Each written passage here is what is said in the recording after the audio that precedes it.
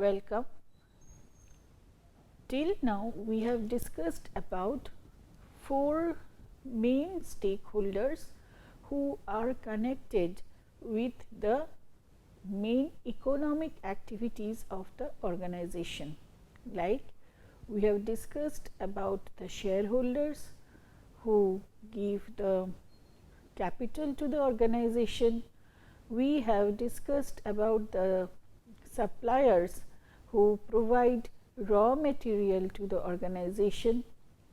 We have discussed about the employees who help in converting the raw material into the products or services, and we have discussed about the consumers who are the buyers of the products or services. So, these 4 stakeholders are the main entities directly connected with the economic activity of the organization. Now, we will discuss a stakeholder who is not directly connected with the economic activity of the organization, but really has a very important role to play in how it does its business in playing a facilitatory role or a inhibitory role. This stakeholder is described as the civil society. Now, who are these civil society? Civil society is generally described as a third sector which is beyond the market or the state sector, and it gets its definition like civil society is described as a third sector which comprises of the local community groups, NGOs, pressure groups, local bodies who represent their views on how the organization is doing a business, is having some impact on the society at large or maybe the environment at large, and affecting the life of the people or the non-human entities also. So, when you are talking of civil society, it is this body who are known as the pressure groups, charities, then the NGOs, local churches, local community, etc., who represent the society. And because it has a very important role to play, this is defined as the third sector. And what is the requirement of this third sector is, some people may feel like the views of this society, if it is not incorporated as one of the sectors which will govern what the business is doing, and if the business is only guided by the market sector or the state sector, then the views of the society at large may not get a proper representation, while the other 2 sectors are putting their views to the corporation. So, the corporation has to take care of the requirements, the needs and the expectations of the 3 sectors simultaneously in a holistic way in the process of what they are doing their business as. So, civil society has been incorporated as a prominent third sector which governs or how the business will be running. So, in this today's discussion, we will focus into ethical issues related to the civil society. Let us see what will be the flow of discussion for today.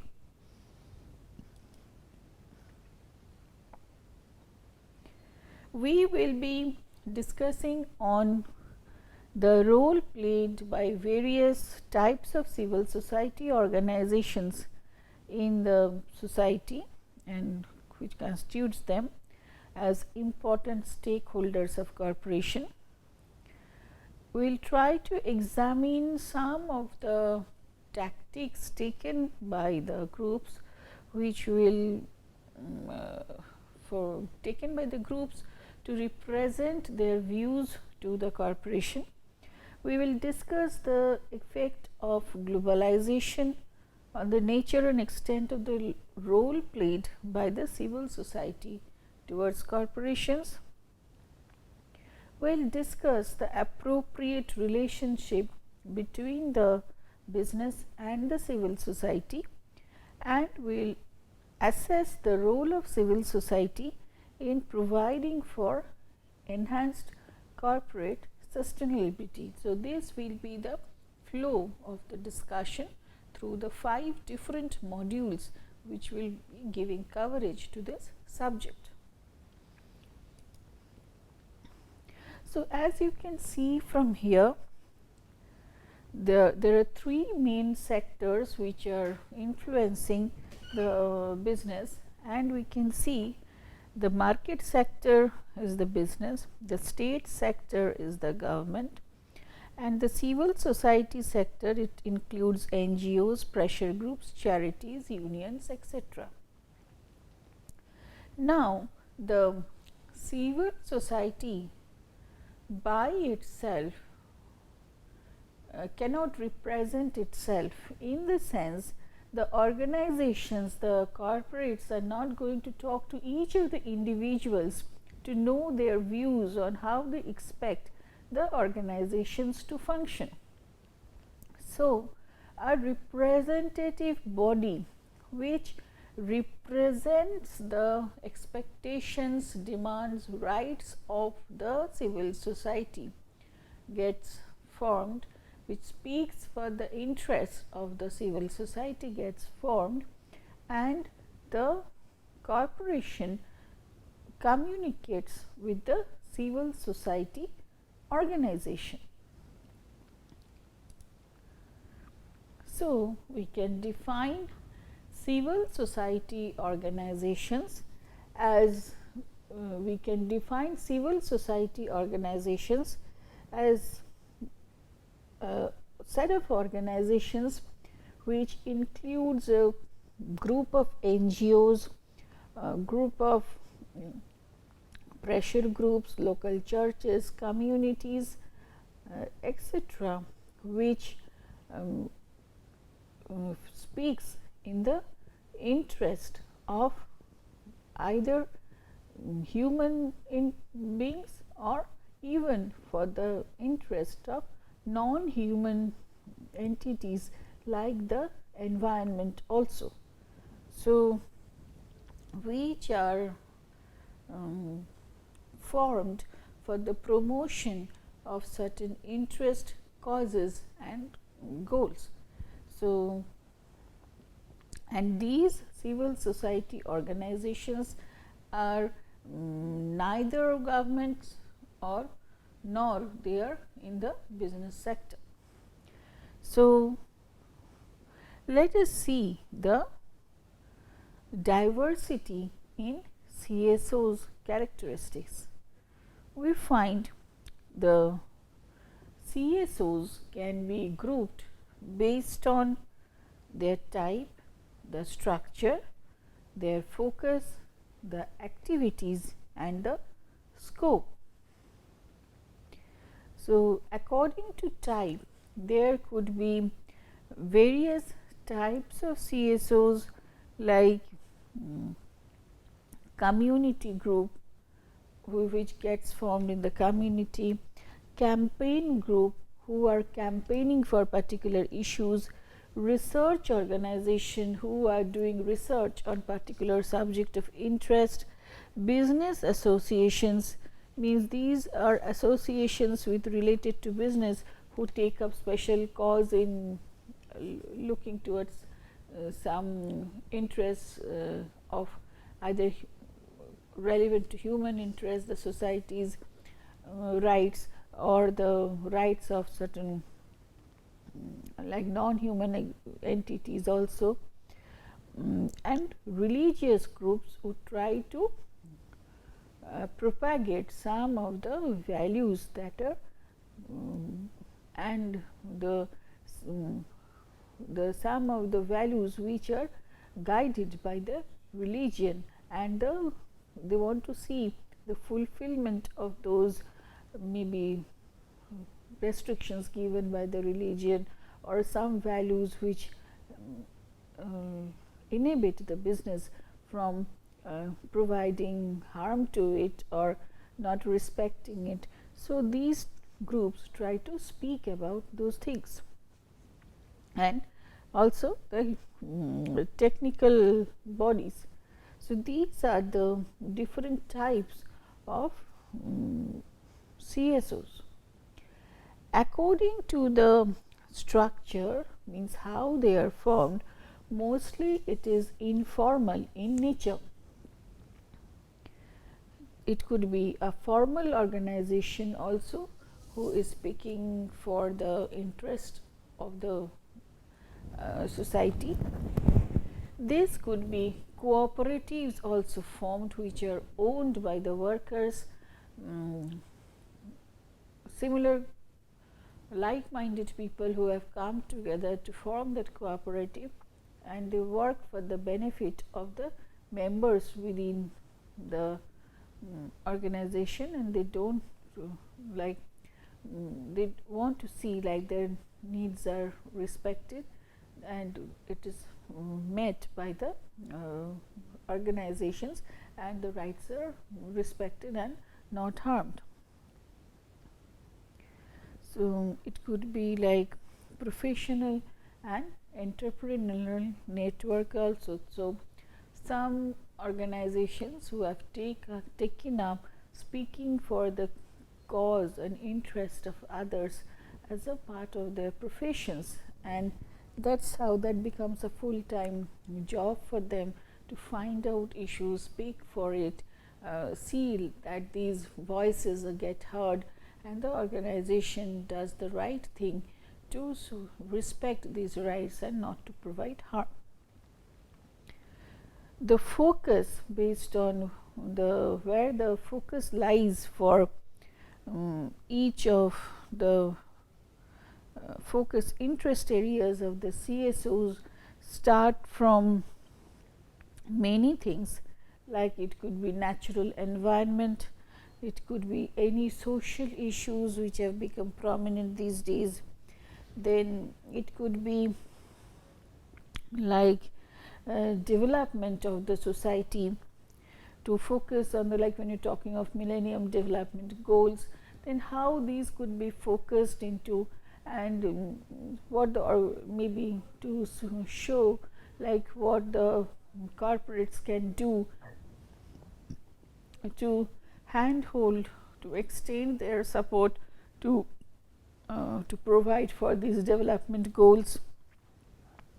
Poverty alleviation, then speaking for human rights, animal welfare. So, these are only some of the issues which are on the focus for the CSO's activities. So, based on these focus, what are the different types of activities are? It could be done through academic research to show the effect of one thing done on the other thing. This could be market research to find out how the market is functioning. This could be policy research, then this could be information sharing, gathering. So, it could be campaigning against some activities, it could be protests and demonstrations also. So, activities also vary in the nature of whether it is a very active protest, negative kind of association with the business, or a positive, like which we talk of disengagement techniques, or engagement positive association with the civil societies and the business to lead towards in terms of like academic research, policy, research, information provisions, and all these factors where it shares information with the business and make them oriented towards where they can extend their help together to work as a both as a unit, together can contribute as a unit to deal with some problems at hand. The scope of the CSOs could be varying from the individuals, like specific individual need which we are talking about. We are talking of the grassroots level people who cannot represent themselves. So CSOs like speak about them. It could be local, it could be regional level effect, it could be national level effect, it could be a transnational level effect, or a global effect. So it is the spread of the CSO activities and the importance of the issues that will, whether it is a global issue, whether it is a local or regional issue, and whether the issue is belong to a particular person, group of person, it belongs to a community, it is issues with the humans or even with the non-human entities also, all that will define the scope of the CSO's activities. So this in nutshell defines the diversity in CSO characteristics. We will discuss now civil society organizations as stakeholders.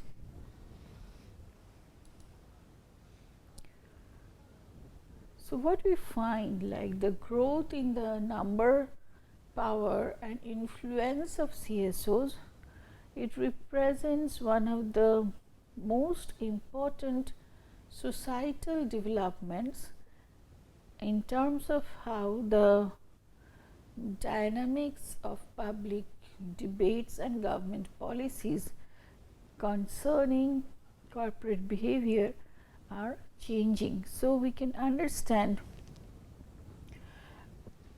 like the CSOs are gradually becoming important group who are expressing their views in and their influential power and techniques which are affecting the speaking up for the public interest and which are making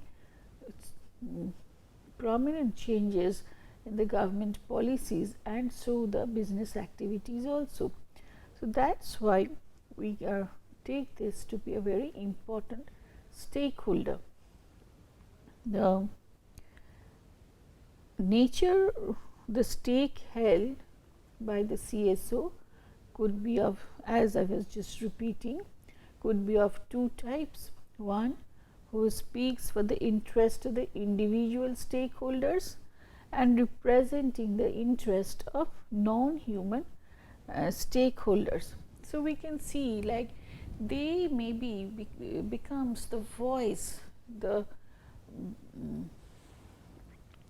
body for representing voice for entities who are not having the competence or the capability to speak for themselves and get themselves heard to the organization. So because they may be vulnerable human beings, they may be vulnerable due to their social positions, education, age, or like emotional qualities, psychological or physical qualities. So, these could be vulnerable people also, and that is where they cannot represent, cannot speak about their own needs to the business organization, or they may not have that that much of strength. So, which they can gain the strength by being represented by a collective body which speaks on behalf of them. So, for the non-human stakeholders also, like maybe for the air, for the water, for the ecosystem, for the environment, actually this does not have a physical representation to whom the organization can speak. So, they become the body and mind and head for these and soul for these non-human stakeholders, and try to represent their cause, their right to the organizations, and try to speak for their interests.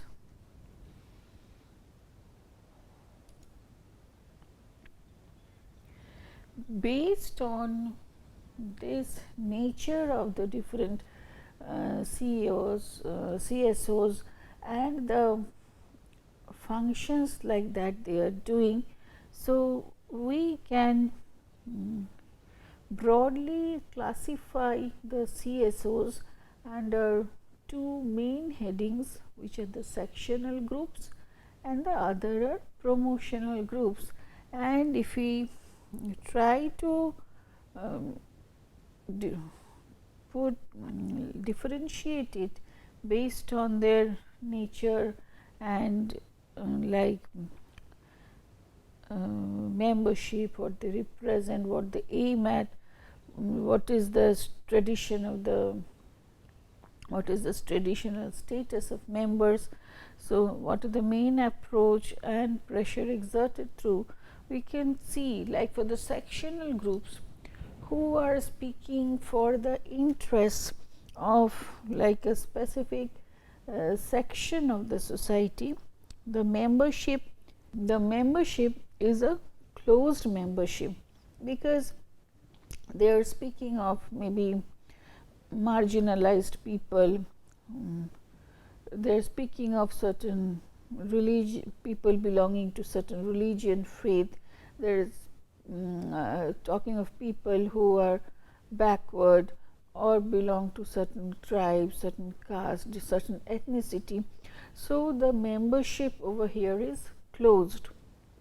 But in promotional groups, which are talking of the promotion of interest of some maybe non-human or even human problems, so these are membership are open membership.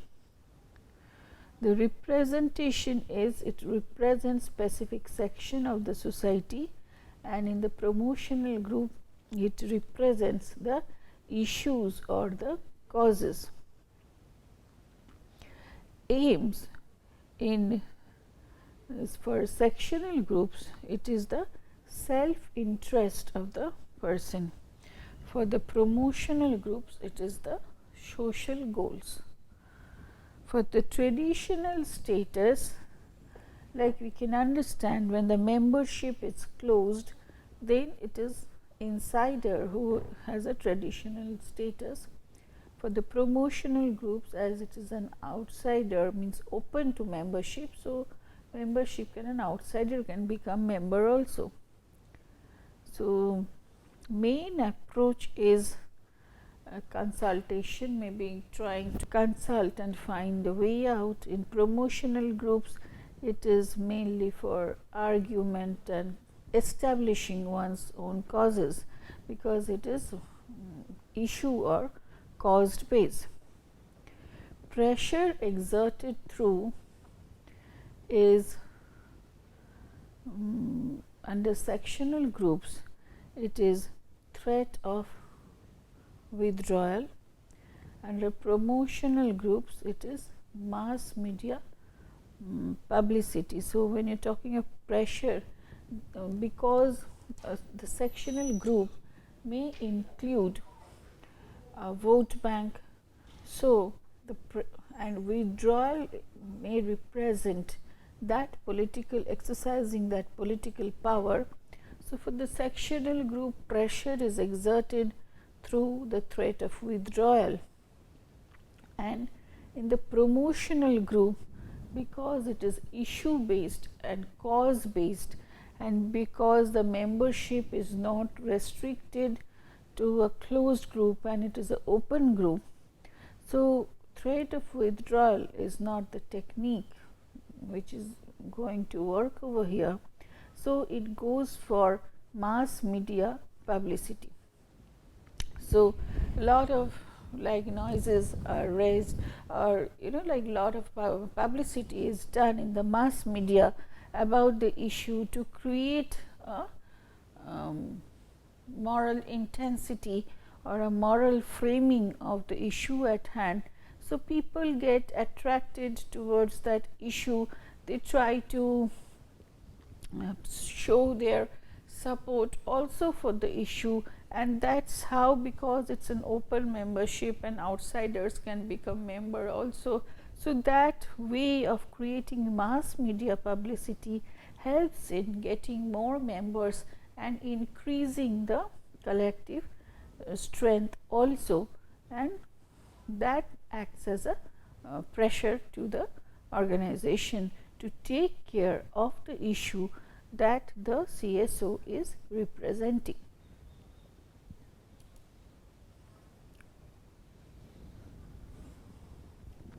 So, what we find over here, like there is more or less when we talk degrees of trust in different types of organizations, we find in Europe and in North America there is lot of trust on the different types of NGOs and their activities to speak for the issues which are like important for the society and should be taken care of by the organization. In the next module, we will discuss about the ethical issues and the CSOs. Thank you.